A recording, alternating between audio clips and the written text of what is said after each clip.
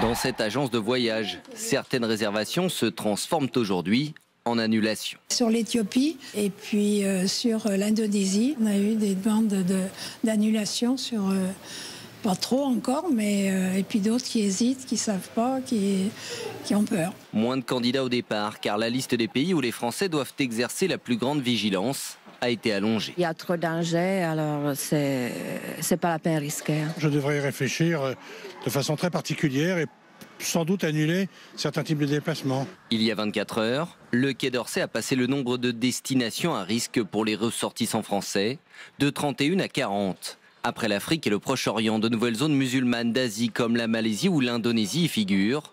Dans ce salon, réservé aux professionnels du tourisme, le message est simple. Il faut d'urgence rassurer les voyageurs. Il y a une précaution normale à prendre, qu'il y a une vigilance normale à prendre. Les mesures qu'on propose, c'est voyager, voyager, voyager.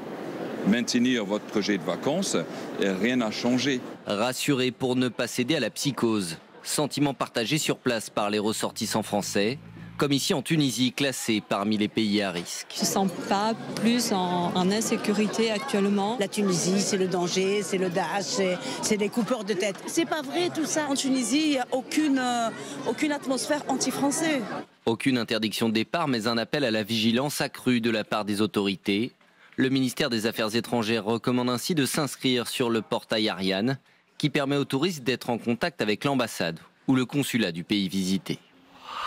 Et dans ce contexte, un jeune majeur a été interpellé cet après-midi à l'aéroport de Nice en provenance de Turquie alors qu'il revenait des zones de combat en Irak ou en Syrie. Âgé de moins de 20 ans, le jeune homme de nationalité française faisait l'objet d'un signalement. Il a donc été arrêté à son arrivée sur le sol français.